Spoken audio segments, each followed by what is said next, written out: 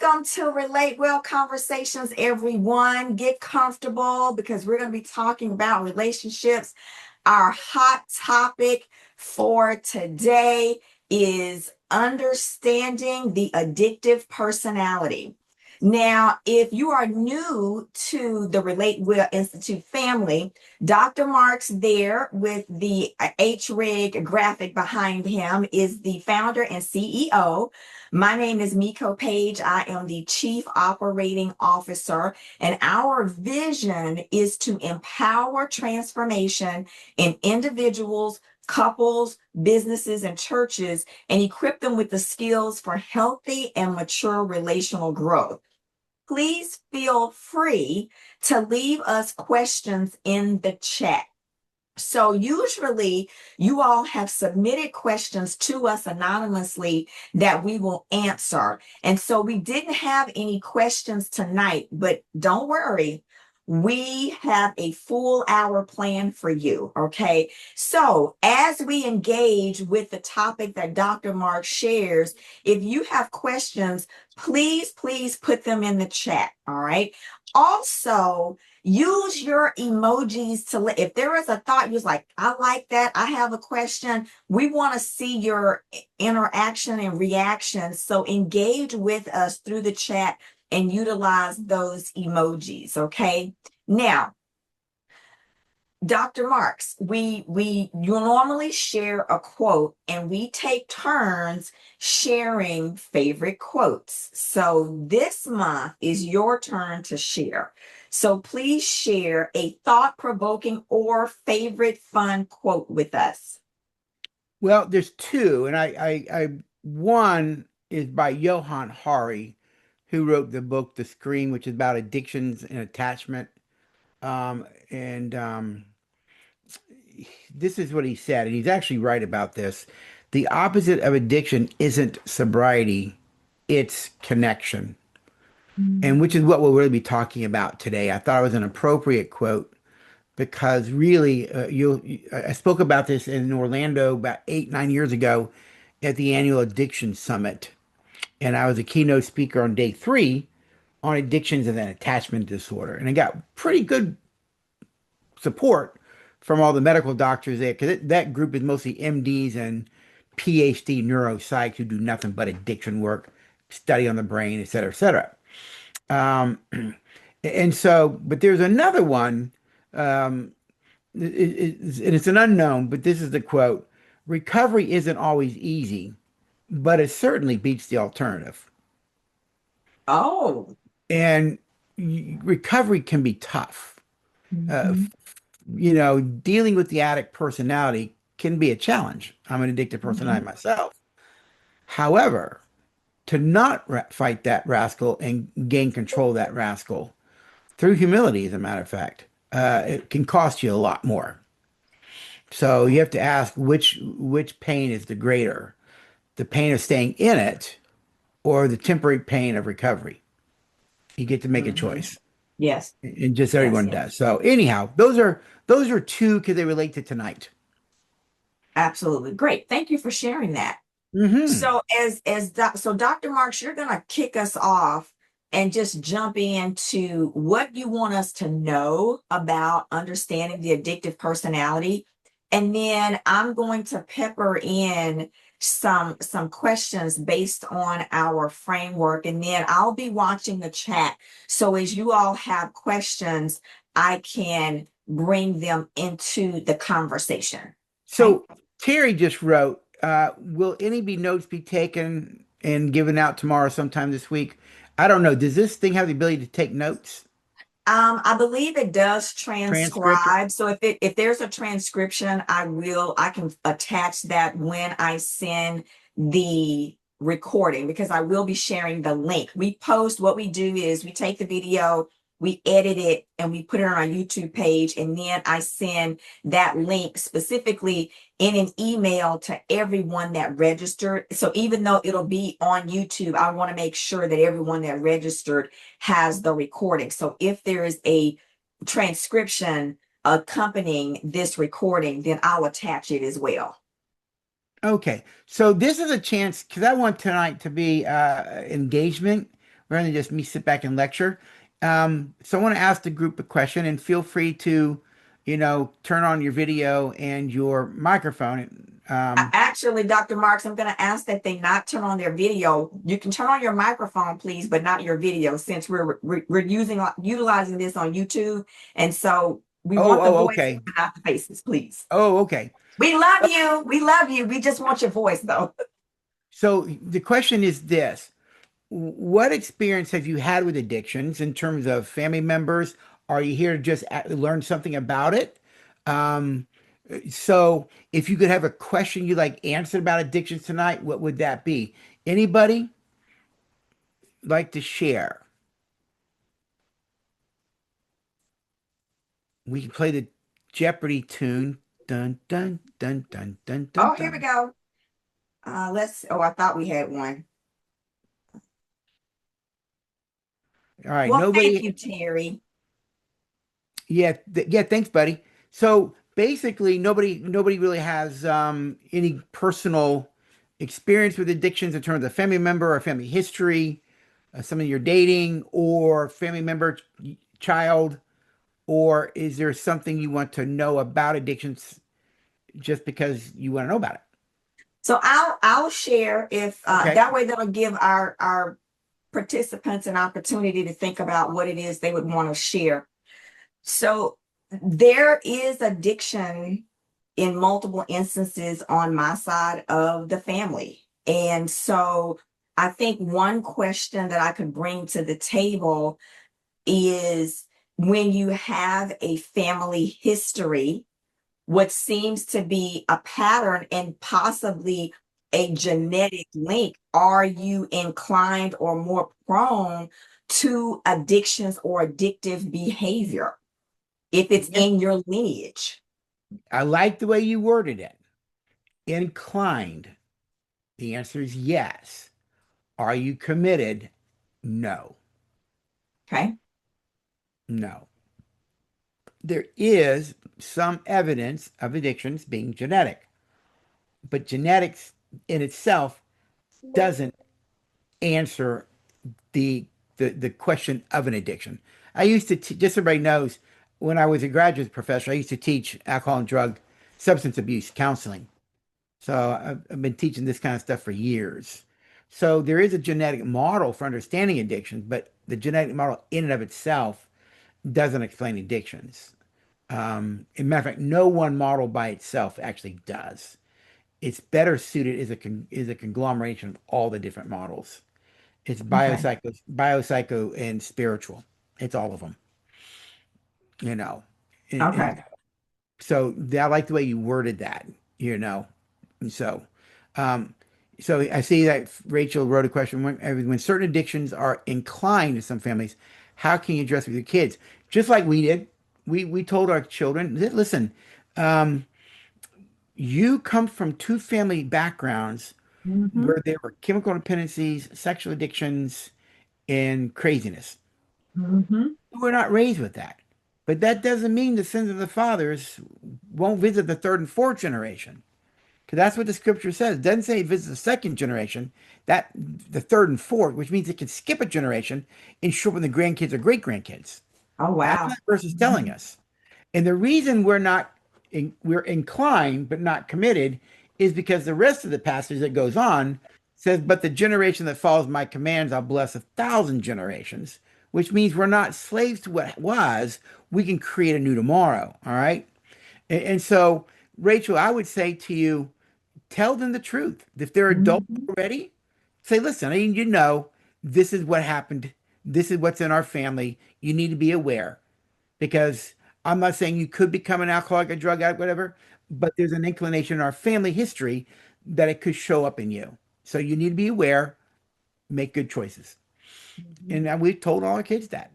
Yeah, we did the same thing with our children, You and know, they appreciated that. We did that when they became adults, and we had those yes, conversations, and they really appreciated that information and knowledge. yeah. Anyone Mhm. else? I'll take that note. Okay, so let's kind of jump into Yeah. um, What is it? Let's start off with a so definition. What is an addictive personality? Yeah, because you always hear about an addictive personality, and by the way, there are elements of the field of psychology don't like it or don't believe there is an addictive personality. As you can tell, I'm not in that camp. But to give honor to balance, there is an element, not a large element, but there is an element of those in the clinical world that does not believe there's an addictive personality. And there is no diagnosis in the DSM. Those that don't know what DSM is, that's the Diagnostic and Statistical Manual. We're in the fifth edition currently, DSM-5. There is no diagnosis of addictive personality. It doesn't exist in the medical psychiatric world. However, most everybody in the field, the majority would argue, there is a pattern of behavior that can be listed as an addictive personality. And addictive personalities usually come from, guess what? Families where addictions were present. Mm. And so, anger creates anger generationally, dysfunction passes to dysfunction. John Bradshaw back in the 80s on his famous show that was on PBS for many, many years, his show on the family and shame-based families and all that generational past. So there is a lot of evidence and data that supports all those things are true. Now, is sobriety the goal of uh, of recovery? The answer is no. Mm-mm. It's a part of the goal, and you'll learn why before our hour is up today. So let's first talk about what is an addictive personality. Now, there is a book by Craig Nakken, Nakken, Um, and his book is titled The Addictive Personality. You can pick it up on Audible. It's in an Audible book if you want to listen to it. It's a very good book. Um, Back when I used to work in alcohol drug treatment programs as a mental health worker, whenever patients came into, I was on the substance abuse unit. They had to watch the video on the addictive personality. They didn't do much with it after they watched the video. Because I believe so much is about attachment. Nocken's work is really profound here. So his definition of an addictive personality is that an addiction is get this, a love and trust relationship. Mm. It is a love and trust relationship. He's saying that an addiction must be seen through the prism of a relationship. So here's the whole definition now, that an addiction is a love and trust relationship with an object or event. Objects could be alcohol, drugs, pornography is an object, or it could be an event like gambling, masturbation, food. And so there are what are called process addictions and substance addictions. Okay, Okay. and you can classify them in different ways. And getting deeper into that, I'm not going to go into all of that. Uh, Process addictions tend to deal with more. I want to feel loved, and substance addictions are I want control. And you can kind of look at So them that way. love versus control. Yeah. Okay. In other words, what do you do with an object? You control it. Mhm. Got it? You control Yeah. object. So substances you can control. You manipulate. You have they're in your hand. Process addictions, such as religious addiction, uh, um, workaholism, all of those are process addictions, and those are about wanting to feel loved, feeling valued, feeling important, those kind of things. And so the definition of an addiction by Nakken is that an addiction is a love and trust relationship with an object or event. And what happens in the definition is the key word is that, oh, excuse me, I left out a word, that an addiction is a pathological. Ooh, okay. Break that word down. What does It is pathology a mean? pathological love and trust relationship with an object of it. Pathology means a sickness. It's Okay. unhealthy. It's a dysfunctional relationship. So what addicts are actually doing is they're engaging with objects or processes in a way to get their emotional and intimacy needs met. Love and trust relationship. And so addicts, what we know through research is, which is why I quoted the Johann Hari quote, that it's not about recovery, it's about connection. Connection. There is so much research on addictions to another perspective, and I think there's validity to it that must be talked about, that addicts do not emotionally bond to people. Addicts emotionally bond to objects or Or processes. processes. See, all humans have to connect and bond. We talk about this and relate well, particularly in chapter 2 when we talk about the cares needs. All of us need comfort and attention and acceptance. The ten relational needs. They're hardwired in us in childhood, and they'll be with us till the day we die. And just like food, air, water, and shelter, when those relational needs are met, they create connection. They create feelings of love. When they're not met, they don't create connection. They create disconnection because they create feelings of pain, rejection, abandonment, unloved, unimportant, unappreciated, not valued. That's the kind of stuff it creates. Well, you don't want to feel unappreciated. So what do? You distance that people, move into aloneness. Mhm. And it is not good for man to be alone. And by the way, you can be married and very much alone. Right. Loneliness is killing this country. It is increasing every 2 years. It increased again last year by all the measures. All right. And Mhm. loneliness increases premature death 60%. It increases heart attack and strokes, heart disease, all kinds of biological sicknesses. Addictions are linked to loneliness. Depression is linked to loneliness. Anxiety disorders are linked to loneliness. All of it is linked to loneliness. All right. But you can't sell a pill to fix loneliness. You got to teach people how to connect. So you won't make a lot of money with that one, that's for sure. All right. Why do you think we're called Relate Well? Because we're not meant to live life alone. But if you relate well, Right. you'll spend life healthy and connected. So, Mhm. all children in the first 2 years of life, there are four questions that must be answered in the affirmative. And here they are. And we talk about these in my Common Sense Relationship platform, where I really build those out in that platform at Common Sense Relationships. We're going to be doing some more of that in a platform. We'll be doing like a 2 day personal growth thing, probably in the next few months, hopefully. Don't have a name for it yet, but it's all about moving from my healthy identity and integrity. Identity is connected to choices you make about yourself, beliefs you create. So here's the four things every child needs to have answered. Every child's brain, when it hits the earth, is asking these four questions. Number one is, am I valued? Everyone wants to know, do I have value? Secondly, is, do I matter? Do I matter? Third is, am I loved and lovable? You got to know both. You got to believe you're loved, but you got to believe you're lovable as well. And the fourth is, do I have a purpose? Mhm.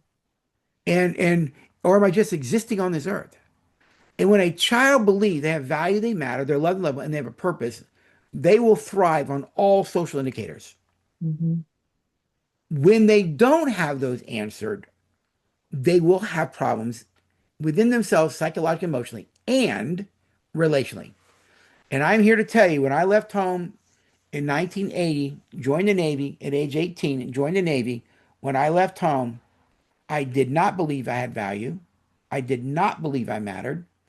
I did not believe I would measure up to anything. And my stepmother always told me I wouldn't amount to much. I didn't know what my purpose was. And I didn't believe I was loved and lovable. I had to answer those four questions as an adult. And for me, they are answered by the cross of Jesus. Mhm. Because you don't die for things you don't value. No, let me say Right. it this way. You die for things you value. You die for things that matter to you. You die for things that you believe are loved and lovable. And by the way, Joshua, he says, I got, he's a plan and a purpose for me. That's right. Decided to settle my heart there, then my identity was secure as a son. But that's Yes. getting off topic right now. But that's the power of not knowing those four things, what it does to you. Well, Mhm. when you don't believe it, you have what? Pain. And when you're in pain, you don't trust people. You don't trust people. Why? Because your experience with relationships is they're harmful, they're dangerous, rejection. So what you end up doing is you guard your heart and you protect yourself and you move into isolation or aloneness. It's not good. Your brain doesn't want pain. It only wants pleasure. And next thing you know, you're in high school, you live this way, you've done everything you know to get comforted, whatever. And one day you're out with a bunch of your friends and they introduce alcohol to you. And you start drinking, and all of a sudden you feel something. You feel the intensity of that feeling, that high, the fact that I can smoke marijuana and feel better. Mm. I can drink and feel better. I can control how I feel by looking at a picture and masturbating. Or I go to church and I play worship music, which only just increases dopamine in your brain, and you feel close to God. All of that's just neurochemicals in your brain. But here's what happens. This is how the addictive personality starts to develop. The intensity of the experience and the addict, they confuse that intense feeling Mhm. as intimacy. Oh, wow. So, in other words, folks, the intensity of the experience for an addictive person is confused as intimacy. You feel better about yourself. You feel more in control. You feel more appreciated. You feel more comforted. Well, that's what your brain's looking for that. Hmm. So what happens is, if you want more of that feeling, you got to go back to the substance or the process, gambling, whatever it is. Shopping, work, Could be work. shopping addiction, very much so. Now, here's the thing. God inclined all of us to bond. You have to bond. And now Knockin says it this way, and then I'll give you the biblical part to it. But Knockin's not wrong. He just does it differently than the Bible, but he's still consistent. Knockin says there are four what he calls natural forms of relationship. And the four natural forms of relationship are these: that all of us have to have a relationship with ourselves. That means we can't live in low self worth, low self esteem. We can't live with shame. We can't live with guilt. We have to live as healthy, whole people. That's a healthy relationship with yourself.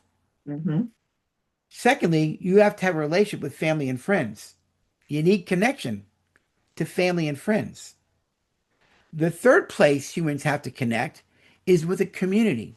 That could be a church community, could be a remote control airplane community, it could be a premier jewelry community, it could be a bowling community. You need a community around you.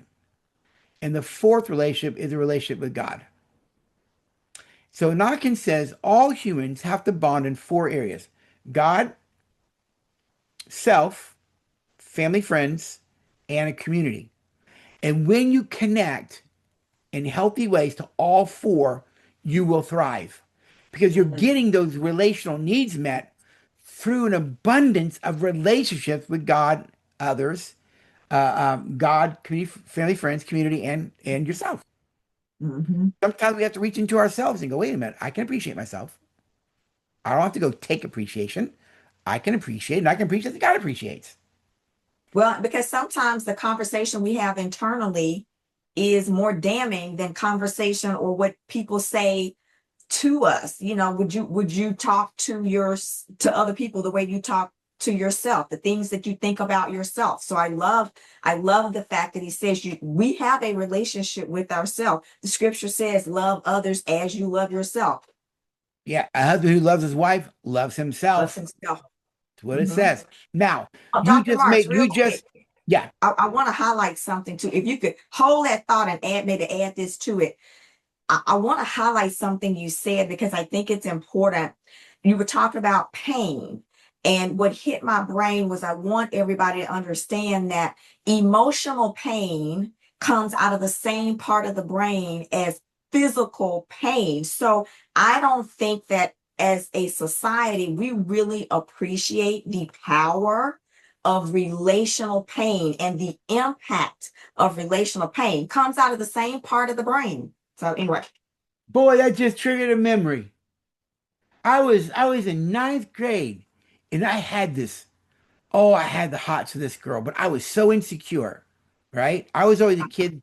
I was a kid that was picked last. I was the one that nobody wanted to play on their team. You can have Okay. Ricky. You can have Ricky. I was that kid, right? In Okay. ninth grade, I really liked this girl, and she always rejected me. And I remember feeling the rejection in my stomach. Mhm. Why? Because emotional pain is in the same place where physical pain is. Yes. This is why you feel it in your body. Yes. You feel it in your body. Now, Mhm. we have to bond in all four areas. And when we bond in all four areas, we will thrive. But here's the problem with addictions in the development of addictive personality. As a person keeps turning to an object or process to medicate the pain of the lack of those relational needs, what they're doing is they're learning, the brain is learning, oh, I can comfort myself. I can feel better about myself. I feel more acceptable. I matter more. So the addiction creates a false sense of intimacy. Mm. And because the brain is confusing the intensity of the experience as intimacy, then in time, the person starts to give up connections. Now we're going to use the Bible view to God, self, and others, Mhm.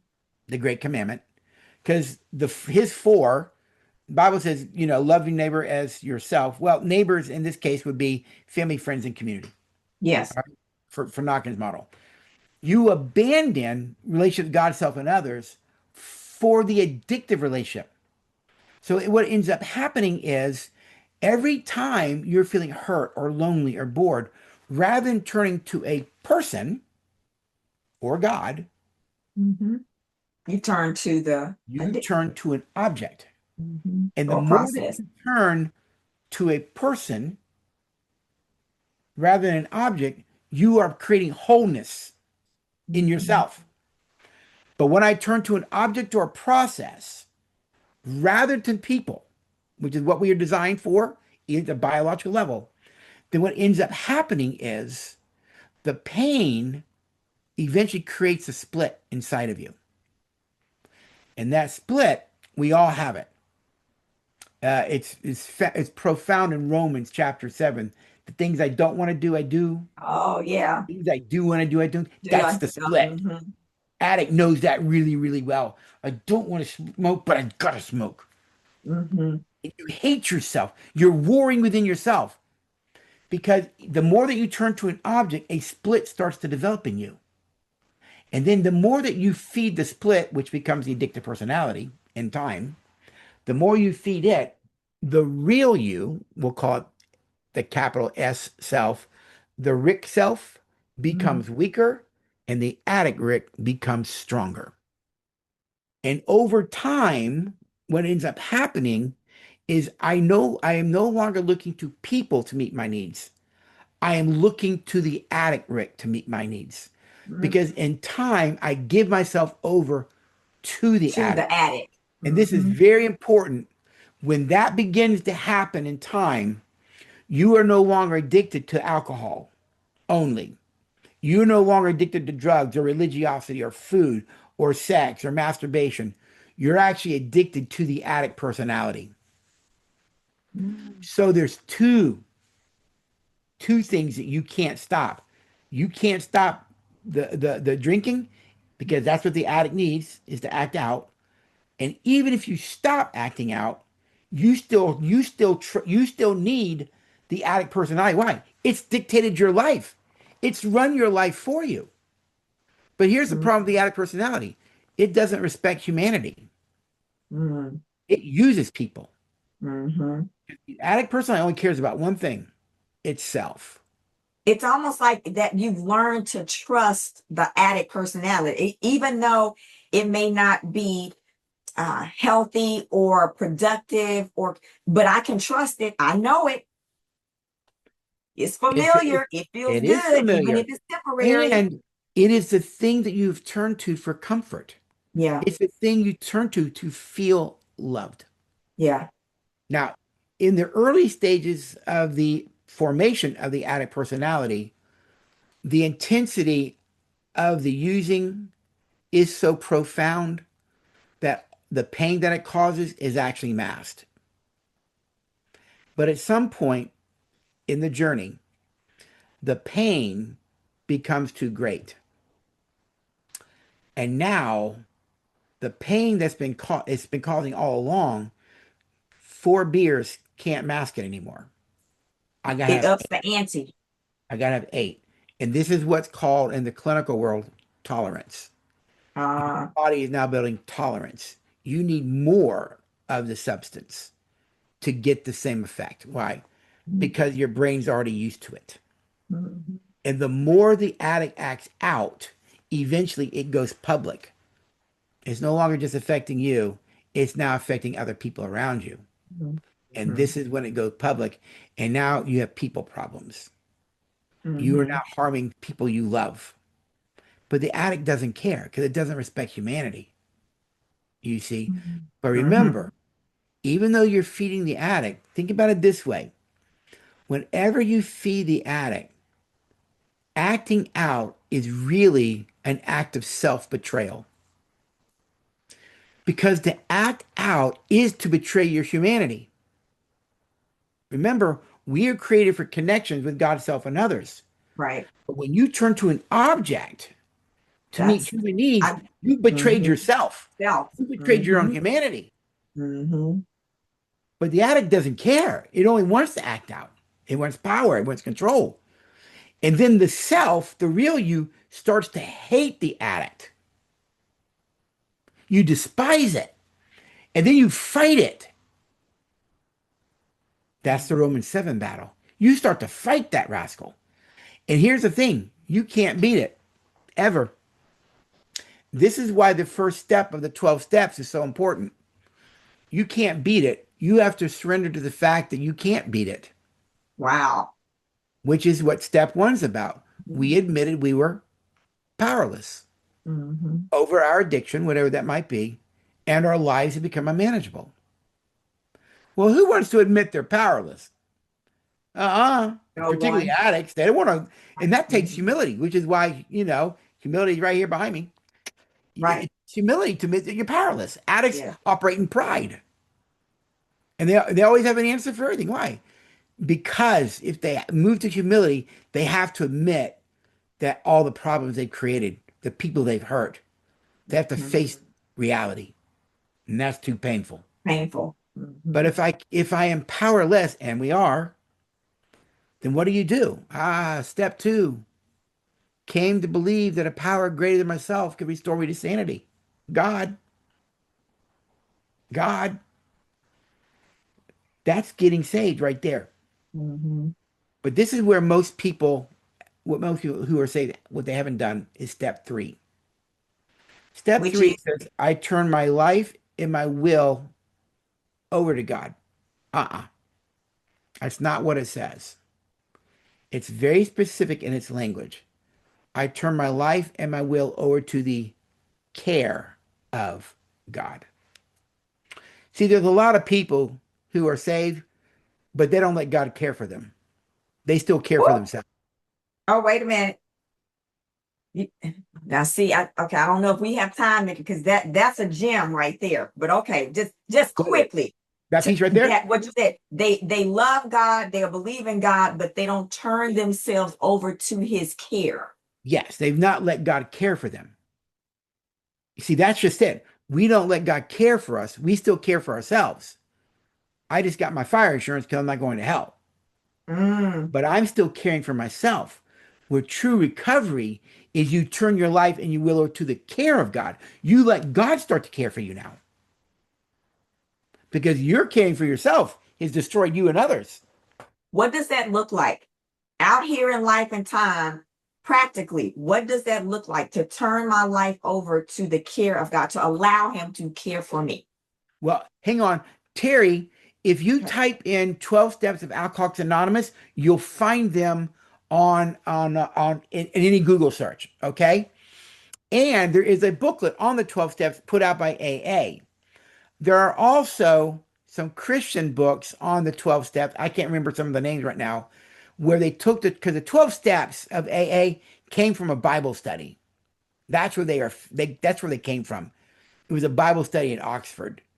And they took those 12 steps from that Bible study, and that became the 12 steps and the 12-step process for recovery from any addiction. They're really profound. They're all biblical. And I believe whether you're an addict or not, the 12 step is the best way to disciple people to maturity. I really do believe that. Anyways, what are ways we can care for people? What are the Rather than ways in which we allow God to care for us? then when you're hurting, you go to God and say, I'm hurting. I need someone to comfort me. I need someone to support me. And you let him send people your way. You don't go do it yourself. Okay, you just said something that I want to expound on. You All said right. you allow him to send people your way. Because one of the things I've noticed, and you made this comment, and I thought, wow, that is true. When you look at any recovery program from anything, it's always done in the context of community. It's never done in isolation. So It's the God uses people. yes. The first word of step one is the word we.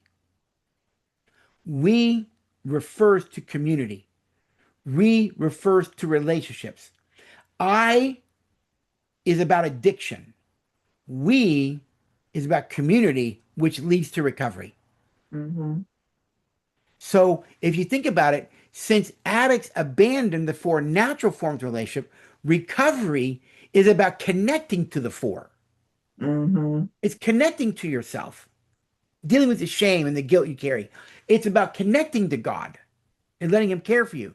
It's about Mhm. connecting to family and friends and a community around you and allowing the what we refer to the one another verses, the 59 one another verses in the New Testament.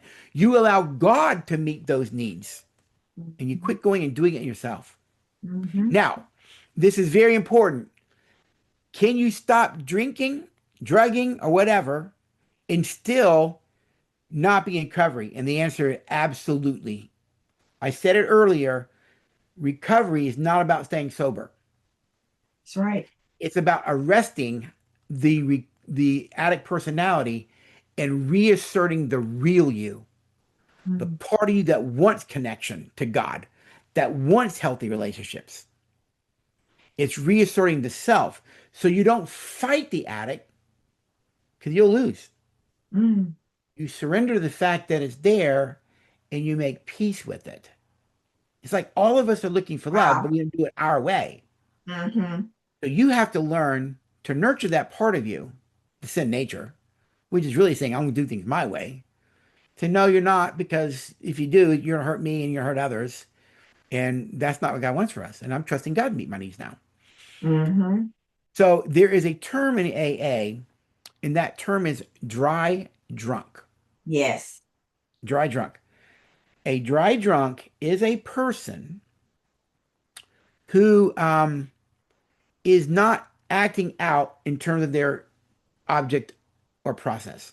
It's the guy who's not drinking, they're not drugging, they're not looking at porn. The problem is the addict personality is still in control. Mm. You're still living and treating people as if you were using. That's Mm. a dry drunk. And that person's not in recovery yet because they've Mhm. not arrested the addict personality. So it is very well known in recovery circles. There are people who are not using, but they are dry drunk. Mhm. In dry drunks, though they're not using, they don't do relationships at all. Why? Because the addict personally only cares about one thing, itself. Mm. Mhm. That makes sense? Yes. So Okay. recovery is about learning to accept, um, to accept the fact that I have this part of me I can't beat. Now, there are elements of the Christian church that doesn't like the term addiction. I go, that's fine. Let's say it this way. Rather than we admitted we are powerless over alcohol, we admitted we are powerless over drugs. How about we just say it this way? we admitted we are powerless over sin. Mm, mhm, You can't beat your sin nature. mhm, You're powerless to that, and you'll never get rid of it. So what do? You have to learn to regulate it, to manage it, mhm, to not let it control you. mhm. It's the Romans 7 battle. Not regulating it, that's where Paul said, "Oh, miserable man that I am, who will deliver me from this body of death?" Addicts know that battle in their head all the time. Mhm. And then of course people quote, you know, who will deliver me from death? Who will deliver me from this body of death? And then it says, I thank God through Jesus Christ my Lord. And they quit quoting. Don't quote. Yeah, yeah, thankful is Jesus. But the practical part is the next verse. It's Romans 7:25. So then, so then, it Mhm. is with the mind I serve the law of God, and the flesh, the addict personality, sin nature, call it whatever you want, the law of sin. You have to change your thinking. You have to start controlling your mind, and you have to start controlling your thinking. That means new identity, new ways of thinking, no longer walking in shame. Get rid of the shame. Deal with whatever you have that creates shame. Get rid of your guilt. Live whole and full. Why? Because then your identity is no longer an orphan mindset. You now, yes, Terry, that is the actual phrase they use. You stinking thinking. It's stinking thinking, and stinking thinking keeps you in your addiction. Mhm. Healthy thinking, Romans 7:25. Romans, what is it? Romans 12:2. You renew your mind. Yes. That's changing your thinking Yes. to what is true, what is good, what is right. All right.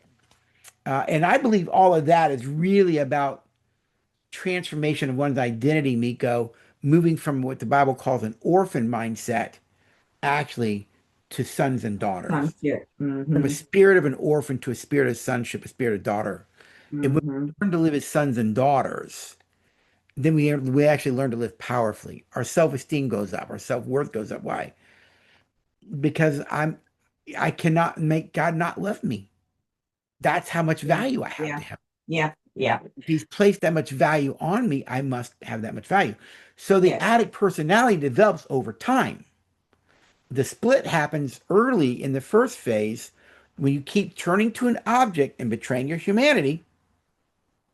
That split eventually takes place at some point, usually around teens, depending on when you started this. And then you start allowing the addict personality you develop it over time.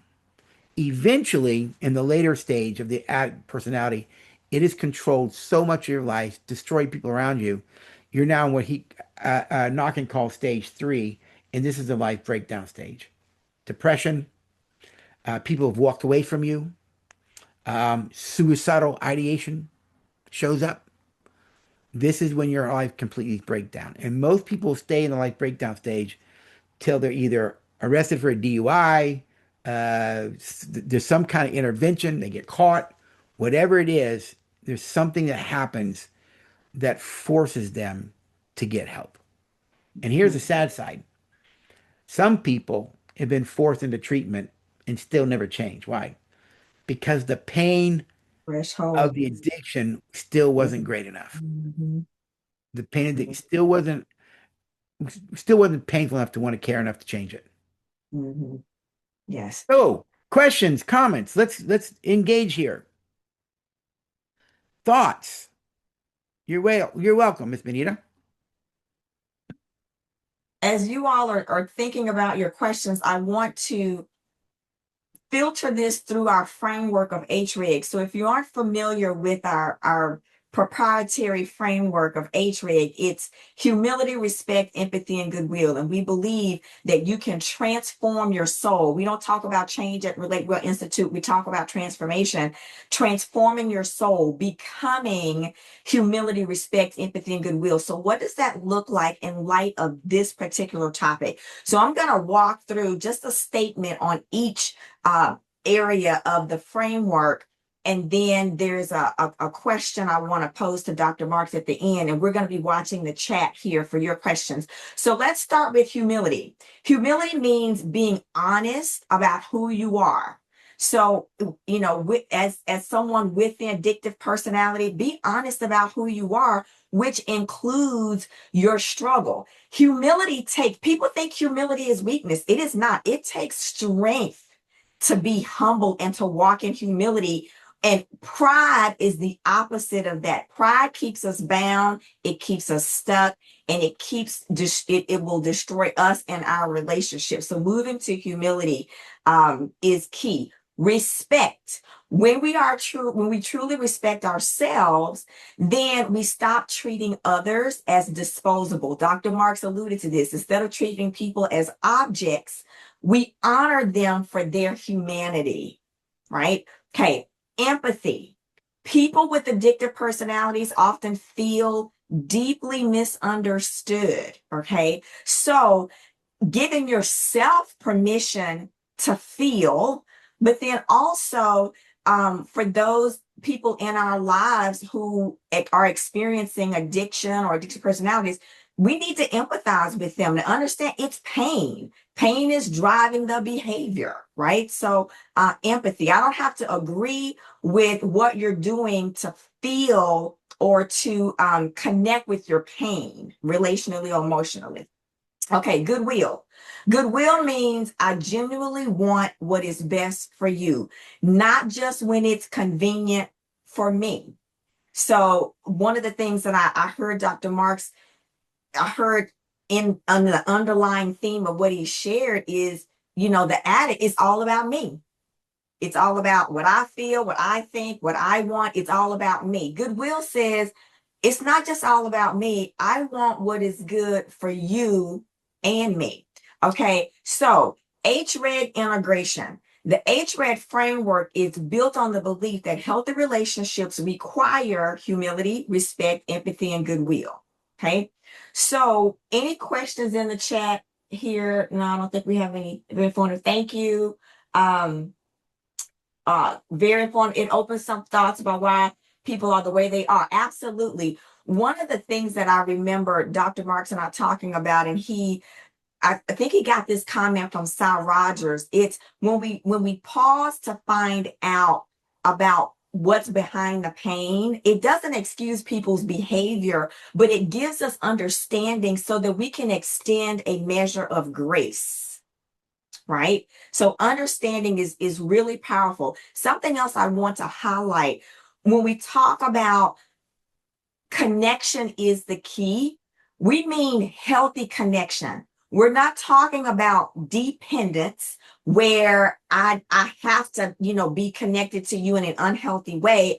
There's no distance between me and you. No, it's interdependence. That's what healthy connection looks like. So you're not replacing the substance or the process with a person. I got to be with this person, or I got to, no, it's a healthy relationship, give and take in a healthy way, right? So you're just not trading one addiction for another. And I Dr. want I Marks, want to go I ahead. want to add here too is stress that just because a person is not using does not mean they're really in recovery. Yes, That is very, very important. Because yes. if they're not doing anything proactively to Mhm, deal with the personality and the emotional stuff that drives the addict personality, I mhm, promise you, they will go back to drinking. mhm, They will. Why? Because they're not in recovery yet. mhm. One of the famous last words of addicts is this: I got this. I got it. Mm, AA people are like, yeah, you got it. How many times you said that before and failed? People are like, mm, well, I was sober for 3 or 4 years. No, you took a vacation. Because see, stop means stop. You didn't stop, you started back again. So you never mhm, really stopped. You just took a vacation for 3 or 4 years. True mhm, recovery, in the early stage of recovery, you can expect relapses. But what you're looking for are no more relapses. mhm, True recovery. And it's not, and anyone in the recovery community tell you, if you're not doing something intentional, just because you stop doing whatever it is you're doing, and you're not intentional about the self transformation, Mhm. you'll go back to using it at some point. And So, people yeah, don't like that thinking, but I have found it to be very true.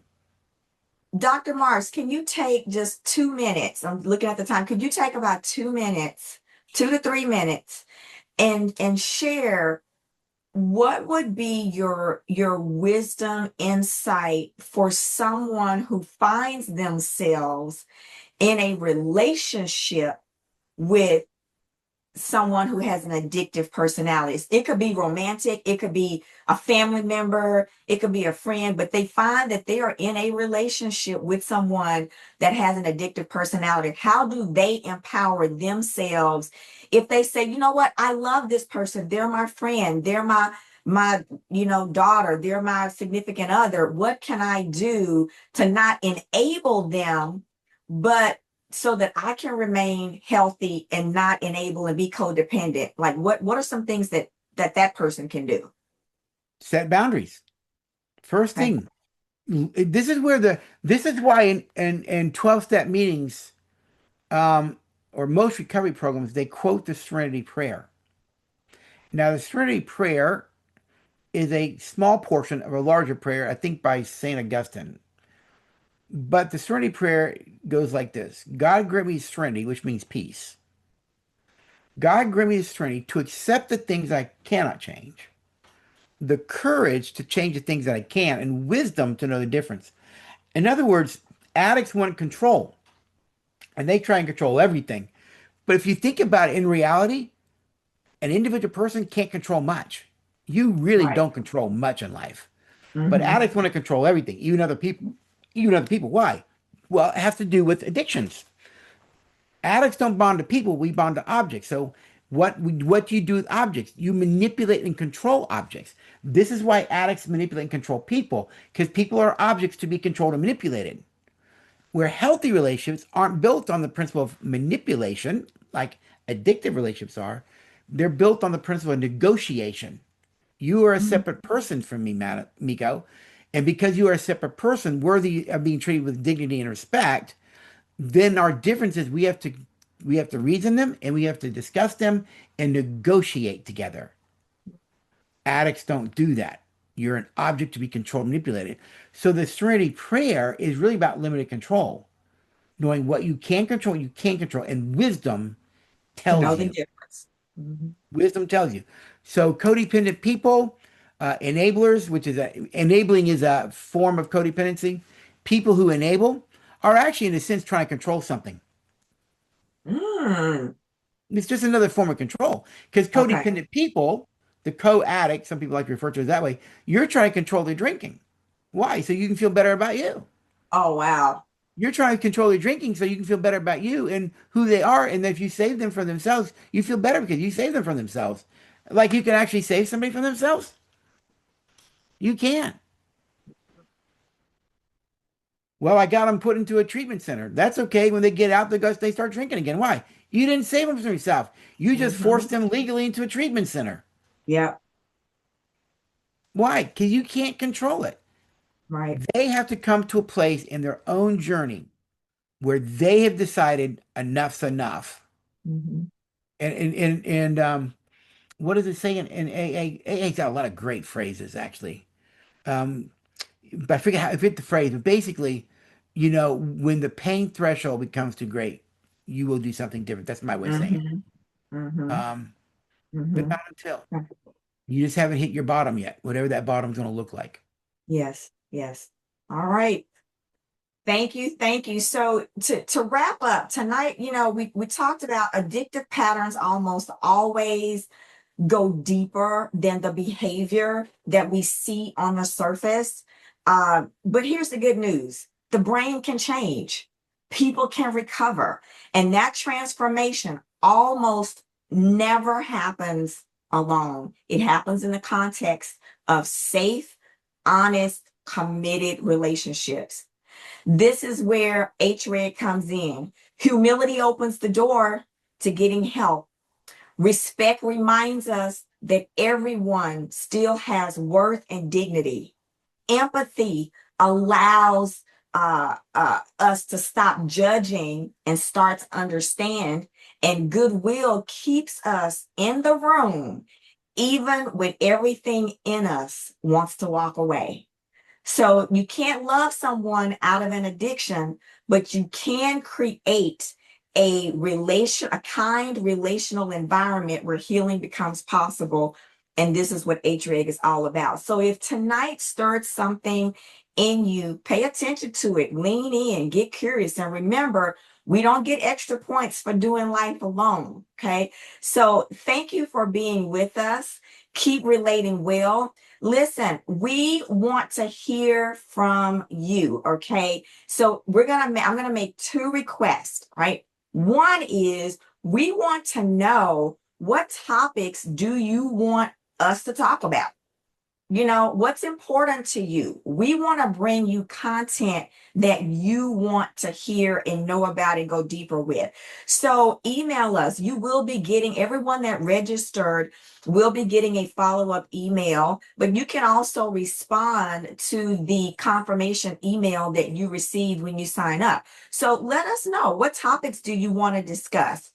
Also, in the follow-up email, I'll send a link, or you can just go to our website or go to Google, and please leave us a 5-star review. That helps others to find us when they're looking for a safe place to help them in their relationships.